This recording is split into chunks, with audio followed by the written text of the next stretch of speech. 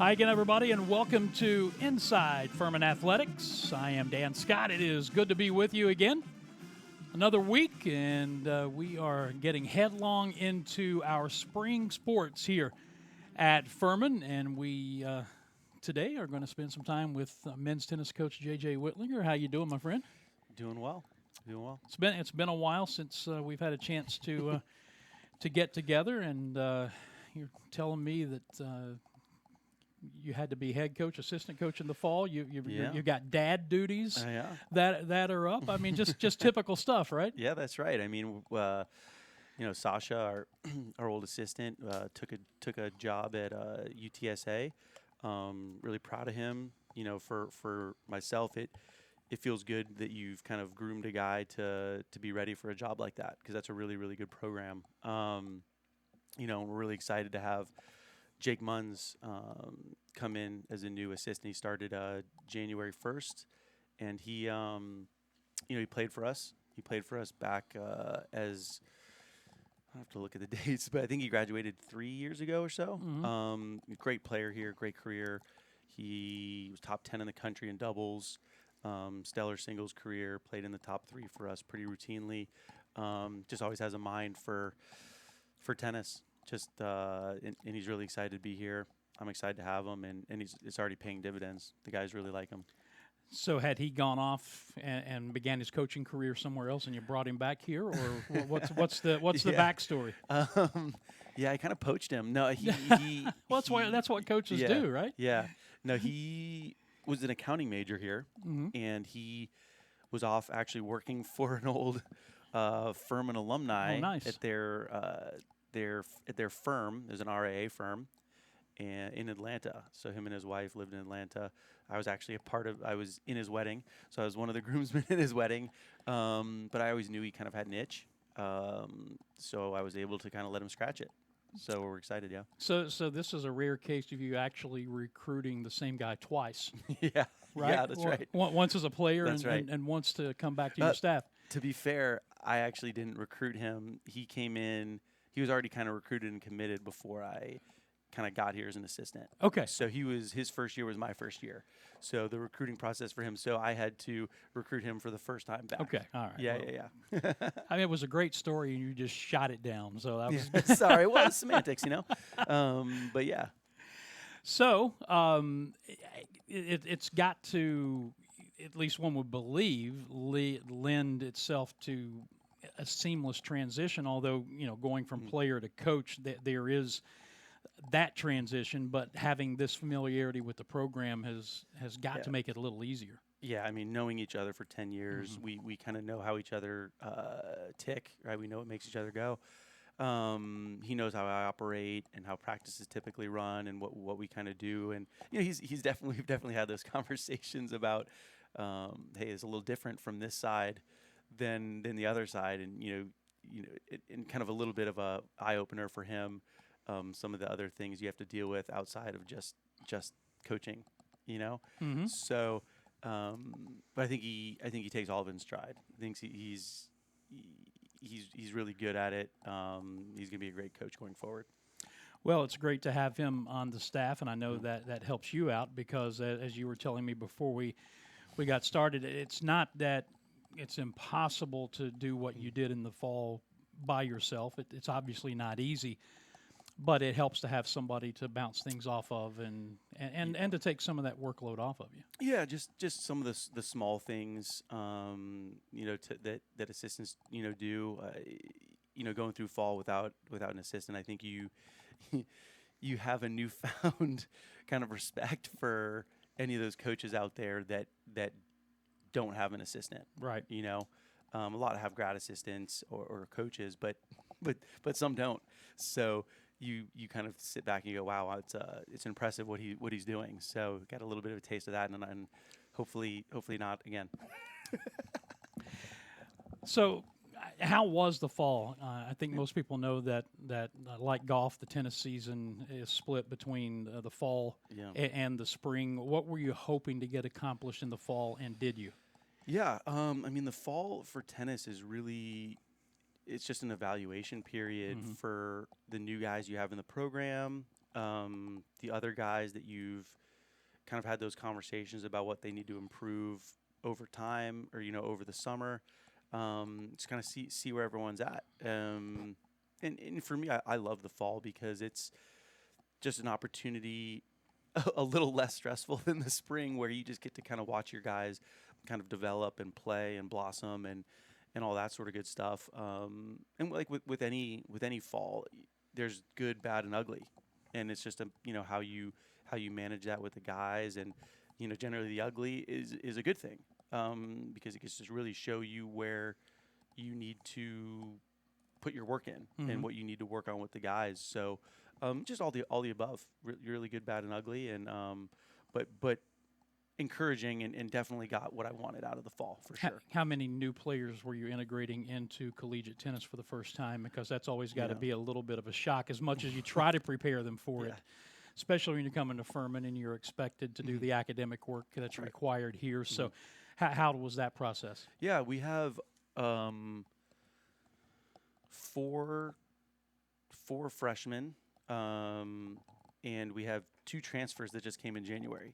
So just getting them acclimated. When they come here through the recruiting process, they know how important it is for me that they're student athletes. And so making sure they can juggle that, and making sure that they understand the ins and outs of the program and how we operate and all that stuff. But it's definitely a culture shock for some of them, especially the ones coming from out of country. We have 2 French kids and an Australian kid this year, and but they've taken it in stride. They're great kids, talented, all of them. So for me, they've done a good job acclimating. I'm wrapping up, or coming down the stretch of my 14th year here at Furman, and pretty much from day one, whenever I have interviewed particularly freshman athletes, I find myself kind of quietly laughing a little bit, because all of them say that people tried to prepare them as much as possible for what being a student athlete at Furman was going to be like, but all of that talking and preparation paled in comparison to the challenge it actually became when they got on campus. Yeah, I mean, nothing really prepares you for kind of the academic volume that Furman creates, and being able to balance that. I mean, as tennis players and individual sports, I mean, all sports in general, you try to learn at a pretty young age how to manage your time. But Furman's a bit of a different animal. But we, most of the guys did really well in the classroom this year and balanced it well. But I think they'd probably agree with you. Yeah. So you mentioned the international part of your roster, and tennis lends itself to international players all across the country at every level, really. But for our fans, talk about the recruiting process. 2 French players, an Australian player. Do they play amateur events in the States where you can actually go see them, or are you recruiting basically off of film and conversation? How does that work? All the above. Okay. All the above. I mean, you with a lot of different sports these days, it's kind of a cottage industry of recruiters that get these players and then try to send them to where they think is good fits academically, personally, socially for these players. So, and athletically, obviously. So, there's a little bit of that, right? You get a lot of emails from those type of people, and you learn who you trust, and you learn, but you also comb the interwebs for results and ratings and different things. And then you have kids that reach out to you. You have family connections, different type of connections. So yeah, it's really all the above, and it's just finding the ones that kind of fit the culture and fit who you want to be as a program. I think I had a similar conversation with Doug Allison with men's soccer. You not only are developing relationships with potential players, but in these situations, you have to develop relationships with those don't know if recruiting services is the right word, but who deal with international players, as you said, and try to get the right fit with them. So you have to develop a relationship there and come up with a person or persons that you're comfortable working with, knowing they're going to only present you players who fit Furman, right? Yeah, I mean it has to be kind of a mutual trust with the recruiters. Fortunately, I have a friend that is in that industry, and I trust them, with that sort of stuff. And one of our French kids came from them, and so we're happy with all that. And then when you have international kids too, it kind of branches out, and they talk to their friends, and then they get their friends to be interested, and then so it's sometimes you have a pipeline. It just depends, yeah. Talking men's tennis with JJ Whitlinger on this week's edition of Inside Furman Athletics. His team will be on the road for a pair of matches this weekend at Xavier and at Bellarmine. We'll talk about those coming up in just a bit. But in your sixth season, you're coming off of a third-place regular season finish in the SoCon last year, and this program has made 11 consecutive trips to at least the SoCon semifinals. So, I mean, that speaks to consistency, right? Sure. Yeah. That's the goal, right? I mean, you you want to consistently win as much as possible. I've told people, close to me that last year was with kind of all the injuries we had and things of that nature. Finishing third last year with kind of what we were able to put on the court consistently was probably the best coaching job I've ever done. And that's not to pat myself on the back. That's just, is when you go through, when you've coached collegiately for, so almost 20 years, sometimes you have seasons like that. And they're tough. They're tough. But being able to kind of have the guys gel together and finish third in the conference last year in a conference that's getting stiffer by the year, I was really proud of that. Yeah, it's not patting yourself on the back. I think any coach, if they're being honest with themselves and know when they've done a good job and know when they haven't, and recognizing those circumstances, I think just kind of speaks to that. What is your overall scheduling philosophy? I mean, you opened the spring at 15th ranked South Carolina, and that didn't go well. No. But you look up and down the schedule, just outside of the conference. We talked about Xavier this weekend. You've got Clemson on the schedule, Florida Gulf Coast, South Florida, Jacksonville State, UAB, all on the schedule. What is your overarching scheduling philosophy? Yeah, I mean, you want to try to schedule, strong opponents to challenge your team. We typically try to get between 2 and 4 kind of high-end Power 5 teams. So like this year, Clemson, South Carolina, USF usually fits that mold. And then you try to schedule ones outside of that are, in the kind of a fringe top 60 to top 80 teams in the country, where if you beat them, you get opportunities to be a ranked program. Then you have your conference, and then you schedule some winnable matches, and just kind of all that goes into the pot, and then you have to it's like a Rubik's Cube of trying to figure out where you can put different teams and who has dates available and who doesn't, and that's kind of how it ends up turning out. But you like scheduling those Power Fives to get experience and get you ready for conference play? Yeah. Yes. I mean, the goal is to have a very difficult kind of non-conference schedule, so that by the time we get to conference, we're kind of as sharp as we can be. Right? We've played teams at that level, so I always talk about with the team. There, I kind of mentally divide the season into 3 parts. Right? So you have your non-conference, your conference, and then the tournament. And the most important thing is the tournament. Obviously, secondary is then the conference tournaments, and then you the conference matches, and then you have your non-conference, and you just kind of want to feel like you're building and trying to get better and better so that you're playing your best tennis come early mid-April. No matter the sport, it's usually highlighted most in basketball. I say no matter the sport, take football out of the equation because of the playoff setup, but in every other sport, the SoCon is pretty much a one-bid league. Yep. right? So that highlights what you were talking about. The postseason. If you get ready, play your best tennis in the SoCon tournament, win that, and you're going to the NCAAs. Yeah, that's right. I mean, it's we've run up ETSU's kind of been the gold standard, in our conference for as long as I've been here. We've had our opportunities. We've been close here and there, but it's generally a one bid league. I mean, the goal is, if you're top between 40 and 42, 44, then you're looking at a potential at-large bid, and that's the goal is to play the type of teams where you can kind of get to that point eventually. But that's, as a program, something we're working towards. So you kind of anticipated my next question about the strength of the conference. ETSU again expected to be the top, but what does the rest of the conference look like? Samford's strong this year again. They got a few players back, good recruit, so they'll be challenging. Mercer got a couple transfer players in.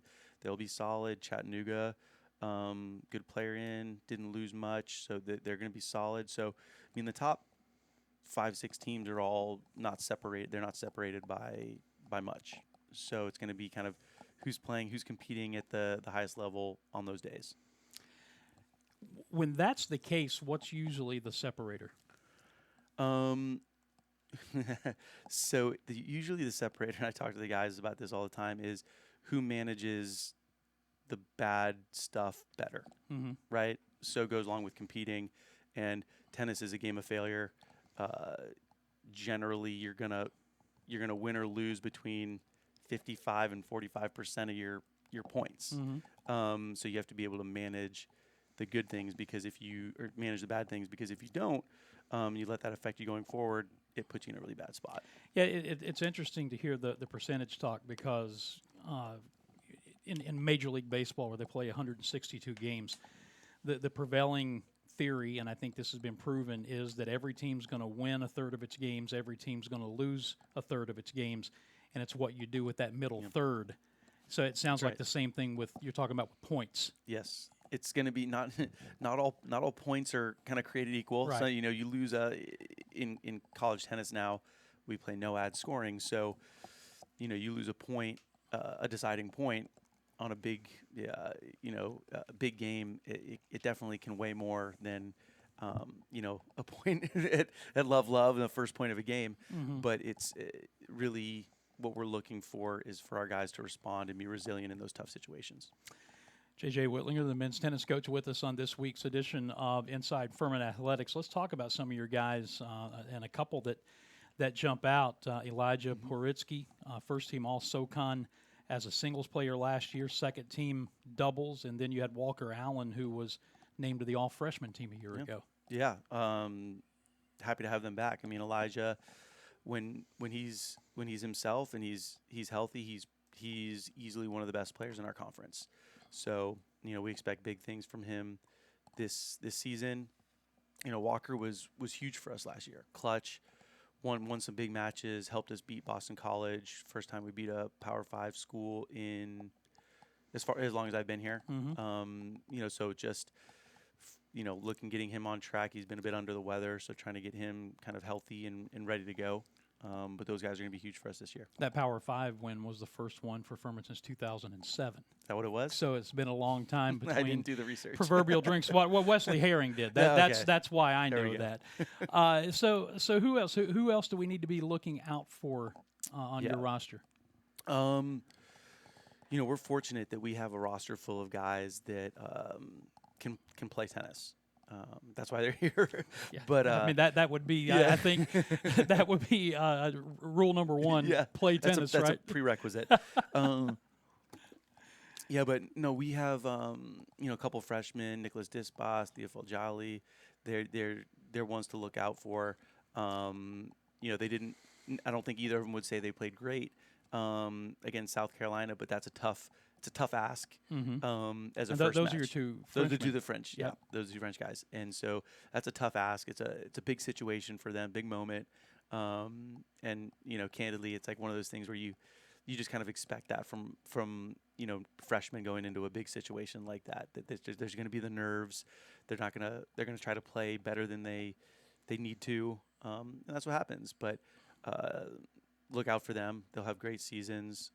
Matt Kendall, one of our transfers from Williams College. So he's a great doubles player, one of the best doubles players in Division III. And I've been really happy with his progression in the last couple of weeks. He didn't get to play in our first match.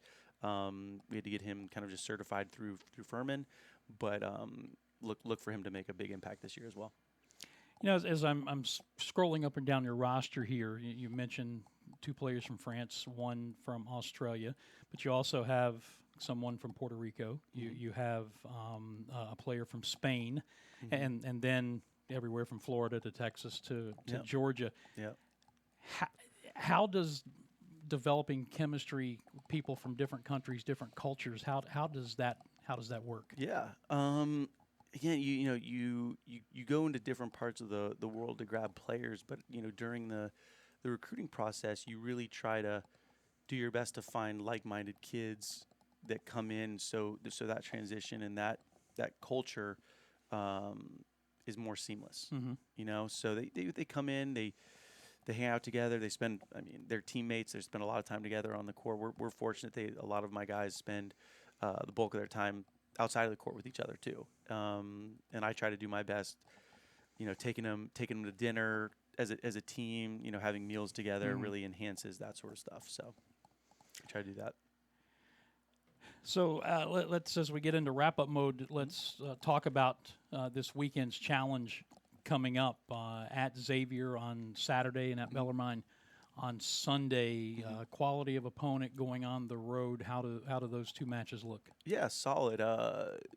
They're good programs. We beat both of them last year, but we lost. We lost some players. I'm sure they lost some players.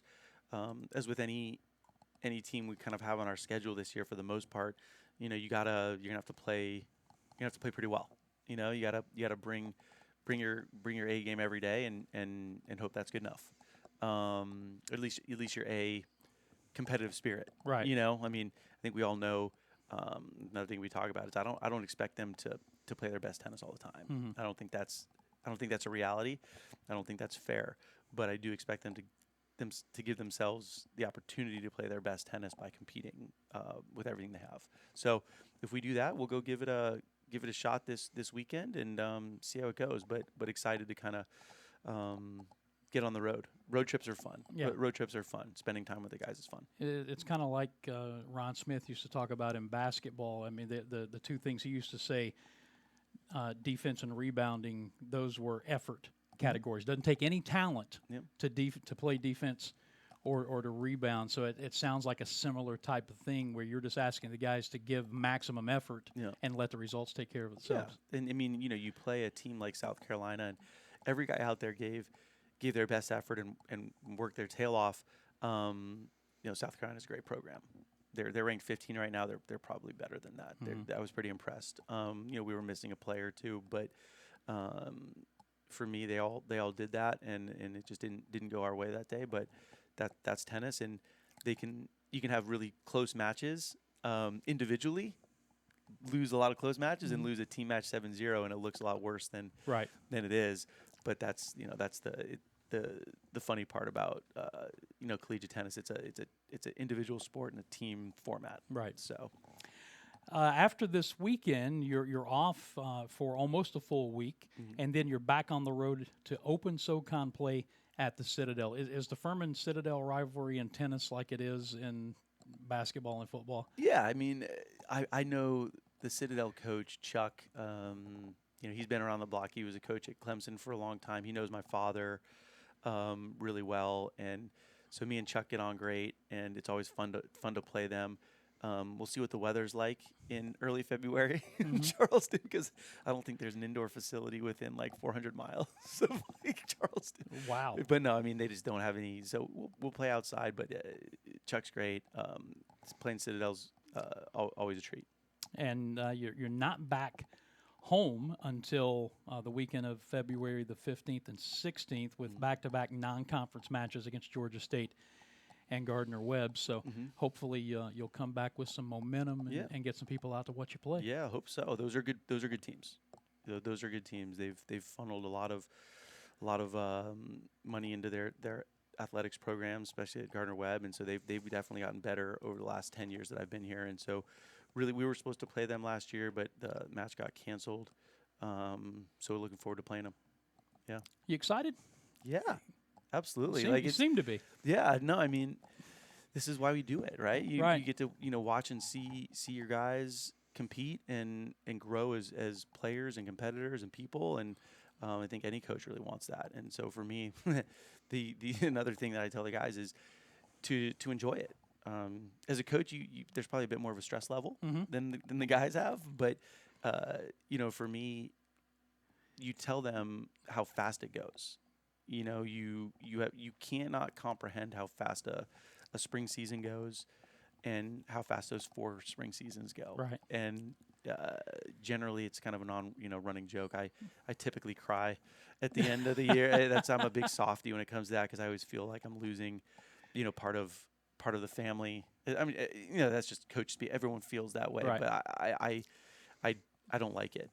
That's my word. The worst part of the year is saying goodbye to the seniors that have kind of given you everything they've had. How long did it take you to adjust from being a player and being able to work out that stress while you're actually playing, and then drop it and move on, to, as a coach, having more stress because you're not the one out there trying to make the shot? You're having to watch guys do it, and that's got to be a difficult transition. Yeah, well, I think as players, there's obviously moments of tension. As a coach, it's 3 hours of tension. Right. There's it's kind of unrelenting. But as a player, you're in control of That's it, right. and as a coach, That's you're right. not. And I think as a coach, you see when a player makes a mistake or something, it's like, man, because you've seen him do that a million times. Not make the mistake, you've seen him do it the right way a million times, and it's like, oh man. But for me, I've had to, I've been doing this for 20 years, and when I was at Stanford, in coaching, and just you have to do. It became clear that you have to any negative stuff that happens when you're young. Sometimes you have a negative reaction, but it's subtle. But players pick up on that. Right. And so trying to do your best to kind of hide any of that anxiety or things like that is something that's kind of progressed over the decades. How far has it progressed? Not great. No, I think I don't know. You'd have to ask my players. Well, it's like raising children, and then I'm a lot better with my grandchildren than I was with my own kids. So I guess it's always a work in progress, right? Yeah, I know. Again, anything comes from just wanting them to be successful for themselves. Yeah. But wins and losses don't. I don't put much stock in it. I just want to raise. I want guys to leave my program, just better than when they came in, better people, better rounded. So you just want them to do well for themselves, so they have that validation. And oh, by the way, wins are pretty good too. They are. It helps. Well, listen, man, it's been great to catch up with you later in the spring. Hopefully, we'll be able to circle back and see how things have progressed. But again, going on the road this weekend at Xavier. Are you going to get a chance to have a little pregame or postgame meal at Montgomery Inn, maybe? Yeah, maybe. Funny story. I got Montgomery Inn barbecue sauce for Christmas. I was born in Cincinnati, so definitely barbecue. Maybe a Team Skyline chili. I don't know. See, and We'll there's the other question I was going to ask you, because there's only one right answer to this question. Okay. Skyline or Gold Star? I've always been a Skyline guy. There you go. I've always been a Skyline guy. Yeah, that's the only answer to that question. Yeah. But yeah, well, good. Anytime you get to go to Cincinnati, got to hit Montgomery Inn, and that is an unpaid announcement for Inside Furman Athletics. JJ, thank you so much. We look forward to having you back again next week. Our schedule is at least somewhat set right now. Next week, Robert Gary will be with us. We'll talk some cross country.